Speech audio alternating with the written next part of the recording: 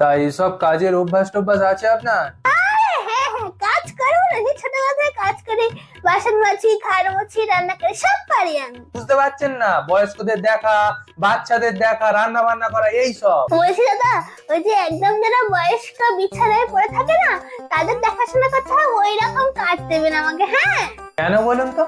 না মানে আমার বয়স্কদের দেখাশোনা করতে ভালো লাগে তাই। আচ্ছা, কোনো চুরি টুরি বা জিনিস সরানোর এরকম কোনো কেস নেই তো? না না, ওসব কারোর বাড়ি চুরি টুরি আনা আমার সব অভ্যাস নেই। এই কি হলো, গলা কামলো কেন? ঠিক করে বলুন, জেলে দেবো কিন্তু যদি ধরা পড়ে। সত্যি বলছি আমি চুরি করি না, আপনার মায়ের দিব্যি।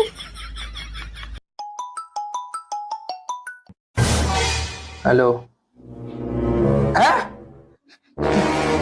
এই কালমুখীটার দিব্যি দিল আর সঙ্গে সঙ্গে আমার মা টপকে গেল।